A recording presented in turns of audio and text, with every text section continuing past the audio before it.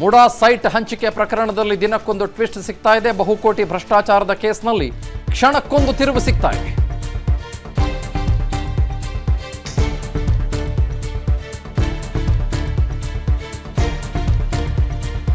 ಮಾನ್ಯ ಮುಖ್ಯಮಂತ್ರಿಗಳು ನೇರವಾಗಿ ಇದರಲ್ಲಿ ಭಾಗಿಯಾಗಿದ್ದಾರೆ ಅನ್ನೋದು ಮೇಲ್ನೋಟಕ್ಕೆ ಸಾಬೀತಾಗೋಂಗೆ ಕಾಣಿಸ್ತಾ ಇದೆ ರೀ.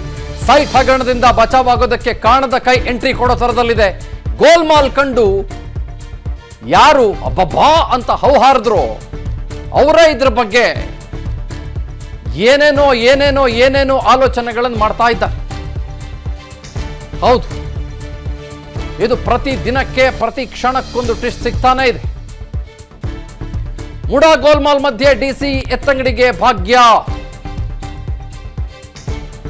Mysuru DC doctor KV Rajendra ದಿಢೀರ್ ವರ್ಗಾವಣೆಯಾಗಿದ್ದಾರೆ. ಯಾಕೆ? ಮುಡಾ ಕೇಸ್ ಬೆಳಕಿಗೆ ಬರ್ತಾ ಇದ್ದಂತೆ ಯಾಕೆ ಅವ್ರನ್ನ ಟ್ರಾನ್ಸ್ಫರ್ ಮಾಡಿರೋದು? ಮೊದಲೇ ಮುಡಾ ಹಗರಣದ ಬಗ್ಗೆ ಜಿಲ್ಲಾಧಿಕಾರಿಗಳು ಎಚ್ಚರಿಕೆಯನ್ನು ಕೊಟ್ಟಿದ್ದರು. ಮುಡಾ 50-50 ಹಗರಣ ತಡೆಯೋದಕ್ಕೆ ರಾಜೇಂದ್ರ ಪ್ರಯತ್ನ ಪಟ್ಟಿದ್ರು. ಹಗರಣದ ಬಗ್ಗೆ ಸರ್ಕಾರದ ಗಮನಕ್ಕೆ ಜಿಲ್ಲಾಧಿಕಾರಿಗಳು ತಗೊಂಡ್ಬಂದಿದ್ರು. ಅಕ್ರಮದ ಕುರಿತು ಸರ್ಕಾರಕ್ಕೆ ಮೈಸೂರು ಡಿಸಿ ಸುದೀರ್ಘವಾದಂತ ಪತ್ರವೊಂದನ್ನು ಕೂಡ ಬರೆದಿದ್ರು. ಮುಡಾ ಆಯುಕ್ತರಿಗೂ ಕೂಡ ಬರೋಬ್ಬರಿ 15 ಪತ್ರಗಳನ್ನ ಡಿಸಿ ಬರೆದಿದ್ರು. ಅಲ್ರಿ, ವಿಜುವಲ್ ಬ್ಲೋವರ್ ಆಗಿದ್ರು ಡಿಸಿ ಅನ್ನೋ ಥರದಲ್ಲಿ ಕಾಣಿಸ್ತಾ ಇದೆ. ಡಾಕ್ಟರ್ ರಾಜೇಂದ್ರ ಯಾಕೆ ಅವ್ರನ್ನ ಎತ್ತಂಗಡಿ ಮಾಡಿದ್ರಿ? ಸತ್ಯ ಹೇಳೋರ್ನ, ಸತ್ಯದ ಪರವಾಗಿ ನಿಂತ್ಕೊಳ್ಳೋರ್ನ, ಸುಳ್ಳಿನ ವಿರುದ್ಧ ಹೋರಾಟ ಮಾಡೋರ್ನ ನೀವು ಎತ್ತಂಗಡಿ ಮಾಡ್ತೀರೇನ್ರಿ? ಏನಿದು? Where are we heading towards?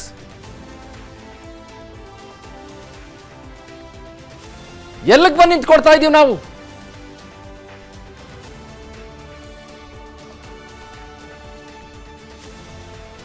ಈ ಕೇಸು ಮಾನ್ಯ ಮುಖ್ಯಮಂತ್ರಿಗಳು ಸಿದ್ದರಾಮಯ್ಯನವರು ನೇರವಾಗಿ ಇನ್ವಾಲ್ವ್ ಇದ್ದಾರೆ ಅನ್ನುವ ರೀತಿಯಲ್ಲೇ ಬಿಂಬಿತವಾಗ್ತಾ ಇರುವಂತಹ ಪ್ರಕರಣ.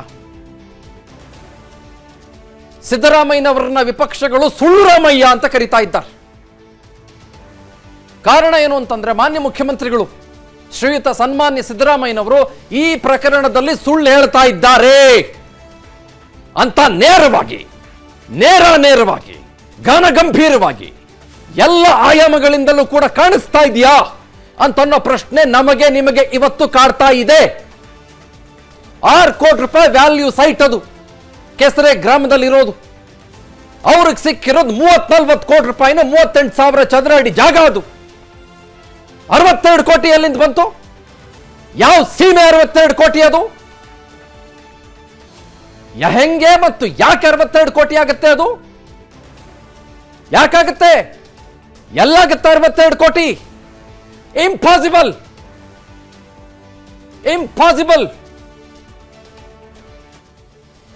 ಇದರ ಜೊತೆಗೆ ಡಾಕ್ಟರ್ ರಾಜೇಂದ್ರ ಮೈಸೂರಿನ ಜಿಲ್ಲಾಧಿಕಾರಿ ಎಚ್ಚರಿಕೆ ಕೊಡ್ತಾರೆ. 15 ಪತ್ರಗಳನ್ನು ಬರೀತಾರೆ.